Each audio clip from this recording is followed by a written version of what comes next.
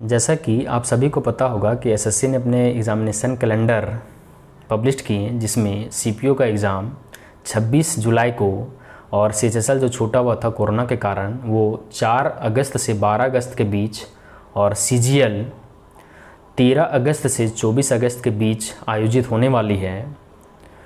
तो मैंने सोचा कि अभी एस्पायरेंट्स को जो एसएससी के एस्पायरेंट्स हैं उनको क्या करना चाहिए उस पर एक वीडियो बनाया जाए, मैं अपना एक राय रखूं। तो देखिए, पहले समझिए, हम सब बताएंगे मॉक टेस्ट आप कैसे करें या मॉक टेस्ट क्या करना है, यूट्यूब का यूज़ कर रहे हैं तो क्या करना है, अगर आप जो पढ़ रहे हैं कंटिन्यू पढ़ रहे होंगे ना अपने रूटीन के हिसाब से उसको क्या करना है, करंट अफेयर कैसे करना है, सब कुछ बताएंगे। पहले आते हैं सबसे इंपॉर्टेंट टॉपिक मॉक टेस्ट पे। देखिए समझिए, मॉक टेस्ट आपको कम से कम आइडियल एक कंडीशन होता है कि 50 से 60 मॉक टेस्ट आपको लगाने चाहिए। तो आप कुछ मॉक टेस्ट पहले लगाएंगे, अब रिजल्ट अगर ये पब्लिश हो चुका है डेट तो आप मॉक टेस्ट और लगाइएगा। तो हम मॉक टेस्ट को 2 हिस्सा में बांट रहे हैं। पार्ट 1 क्या करना है, दोनों इसी में बताएंगे हम, पार्ट 1 और पार्ट 2 हम हिस्सा में बांट रहे हैं। पार्ट 1 उनके लिए है जिनका मेंस लेवल का तैयारी हो चुका है, यानी वो मॉक टेस्ट अगर लगा रहे होंगे किसी भी इंस्टीट्यूट का तो उनका 160-70 मैथ्स इंग्लिश में आ जाता होगा। तो उनको क्या करना है, देखिए समझिए, पीटी के कम से कम 2.5 से 3 महीना बाद मेंस का एग्ज़ाम होता है। तो अभी आपको वीक में तीन ही दीजिए, 3 आपको पीटी का एग्ज़ाम लगाना है, अल्टरनेट एक दिन छोड़ के। और मेंस का आपको जो फ्री का होता है एसएससी ट्यूब या टेस्ट बुक किसी का भी या टॉप रैंकर का, वो आपको फ्री वाला लगाना है, केवल पेड जो लिए उसको नहीं लगाना है, आप रैंक केवल देखिए, ठीक है ना, आपको ये करना है। और पार्ट 2 जो केवल पीटी में अच्छे स्कोर कर रहे हैं, मॉक टेस्ट दे रहे हैं तो पीटी में कट ऑफ क्लियर कर पा रहे हैं, 140, 50, 60 तक आ रहा है, लेकिन मेंस में उनका मैथ्स इंग्लिश में लचर पचर हालत है, ठीक है ना, कि 110, 20, 25, 30 आ रहा है। इस तरह से जॉब तो नहीं लगने वाला है अगर इस तरह से। तो आपको क्या ध्यान में रखना है कि आपको भी मॉक टेस्ट 3 लगाने हैं, 3 या 4 एक वीक में। और आपको मेंस का मॉक अभी पूरा बंद कर देना, ऑफ। आपको नहीं समझना है कि मेंस दे रहे हैं, क्योंकि अब पीटी तो पहले निकालिए।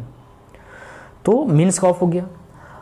अब आपको क्या करना है कि आप एनालिसिस कीजिए उसको ढंग से। 1 घंटा अगर है तो 1 घंटा एनालिसिस कीजिए, रीजनिंग देखिए, मैथ्स देखिए, इंग्लिश देखिए, जीएस देखिए क्या हो रहा है कि नहीं हो रहा है, कहाँ पे आप गलती कर रहे हैं। सो देखिए हम ऐसा क्यों बोल रहे हैं, मान लेते आपका पीटी निकल गया, पीटी निकलने के बाद 2.5 से 3 महीना बाद आपका मेंस का एग्ज़ाम होता है। तो आप अगर पीटी एग्ज़ाम दीजिएगा तो आपको कॉन्फिडेंस हो जाएगा, हाँ मेरा बढ़िया एग्ज़ाम गया है, मेंस का तैयारी तो कर ही रहे हैं और बेहतरीन ढंग से अब लग जाए। तो उसमें आपको केवल मैथ्स और इंग्लिश पढ़ना होगा केवल। तो आप बहुत ज़्यादा 2.5 से 3 महीना बहुत ज़्यादा प्रिपरेशन कर सकते हैं, आपका मेंस भी निकल जाएगा, ठीक है। तभी आपको मेंस मतलब मॉक भी बंद करना है पार्ट 2 कैंडिडेट्स के लिए। अब समझिए, ये हो गया मॉक का। अब हम बात करते हैं कि हम जो रूटीन पढ़ रहे थे, रूटीन वाइज होता है ना कि हम मैथ्स पढ़ रहे हैं 2 घंटा, इंग्लिश 2-2.5 घंटा पढ़ रहे हैं, रीजनिंग कुछ बना रहे हैं आधा 1 घंटा, जीएस पढ़ रहे हैं 2.5-3 घंटा, करंट अफेयर कर रहे हैं। तो हम जो रूटीन पढ़ रहे थे 1-1.5 साल से, वो क्या करना है, या 40 दिन में मेरा चमत्कार हो जाएगा।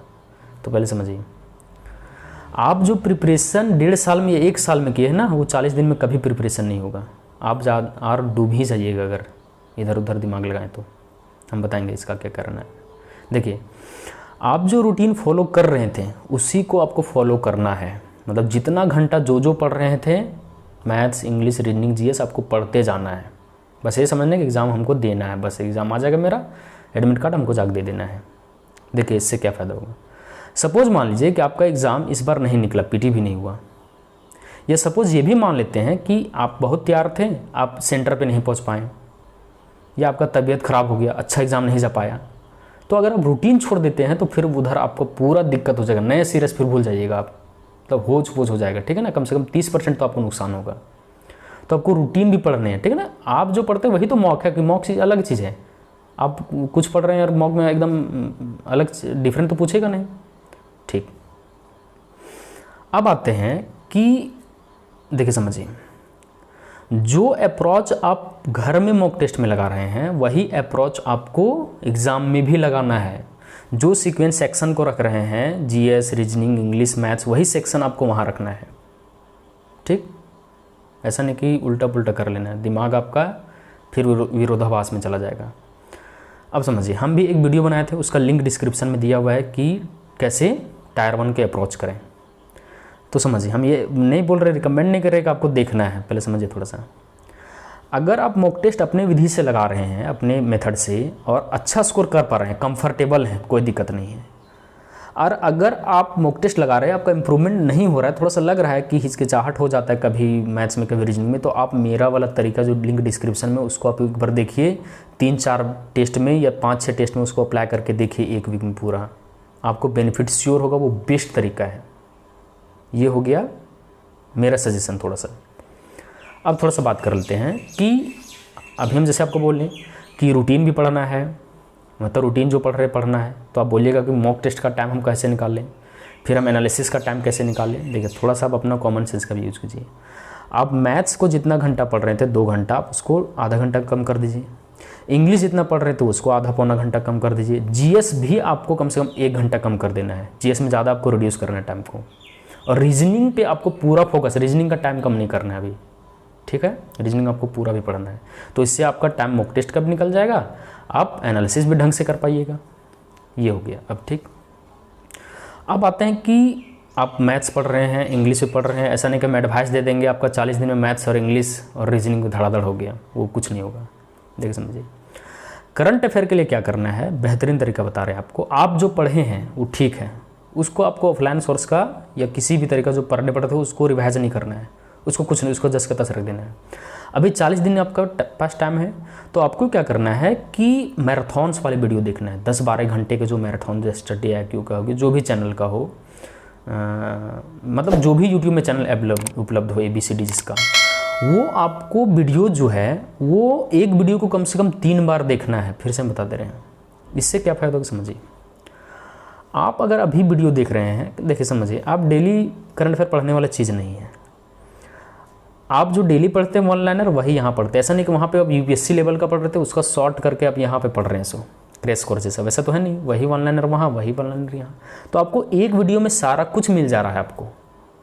और एक चीज़ फ़ायदा होगा कि आप ताज़ा रहेंगे, फ्रेश, कि वहाँ पे जैसे पूछेगा किसी का राज्यपाल, किसी का मुख्यमंत्री, किसी भी स्टेट का, या किसी भी स्कीम के बारे में, तो आपको तुरंत अभी जो पढ़ें, मतलब आप तो 1 साल का कवर कर ही ले रहे हैं ना। अगर अब आप पूरा मैराथन देख रहे हैं तो आपका माइंड में जल्दी स्ट्राइक होगा, वहाँ पे आपको जल्दी याद आएगा। तो करंट अफेयर के लिए करना है। जीएस का टाइम आपको भी रिड्यूस करना है, या तो हम ये बोले कि जीएस के लिए आपको लूसेंट पे ही फोकस। जैसे मान लेते हैं जीएस में आपको कुछ, मान लेते पॉलिटी पे कुछ दिक्कत है, या अच्छे से आपको रिकॉल, मतलब बढ़िया से पढ़े नहीं है बायोलॉजी, तो आपको अभी लूसेंट पूरा पढ़ना, वही चीज़। जो चीज़ आपको ठीक है उसको जीएस में कम करना है, जो चीज़ खराब है उसको बार बार रिवाइज करना है लूसेंट से ही। केवल हम वीडियो बनाएंगे कि लूसेंट कैसे पढ़े, बेहतरीन होगा, ठीक है ना। और अगर हम देख लेते हैं कोई मेरा टॉपिक बताने का हो, तो एक बार हम चेक कर लेते हैं कि मैं और क्या कहना चाह रहा हूँ उसमें।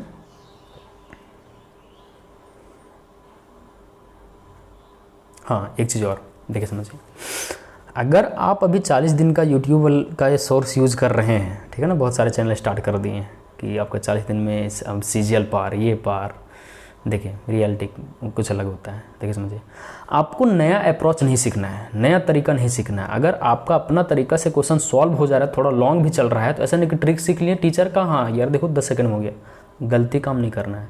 आप जो तरीका पढ़े हैं 1.5 साल से, आप सोच के देखिए कि आप शॉर्ट तरीका जो अभी पढ़ रहे हैं 40 दिन में आप कमांड कर पाइएगा। एग्जाम में आएगा तो आपका कमांड होगा, उस पर नहीं हो पाएगा। आप मॉक में भी अपने ही तरीका अपना रहे हैं, तो इसलिए नया अप्रोच नहीं सीखना है। हम ये नहीं बोल रहे कि नए क्वेश्चन मत कीजिए, आप उनके वीडियो मत देखिए। हम बोल रहे हैं, अगर हम ये बोल रहे हैं कि आप अपने तरीका से थोड़ा लॉन्ग बना रहे हैं और कोई टीचर थोड़ा सा शॉर्ट बता दिया, तो उस अप्रोच को नहीं अपना लेना कि हाँ यार ये देखो शॉर्ट हो गया, वो आपका काम नहीं देगा। ये चीज़ आप कान खोल करके सुन लीजिए, आपका काम वही देगा जो आप 1-1.5 साल से पढ़ रहे हैं। तो आज तक के लिए इतना ही, धन्यवाद।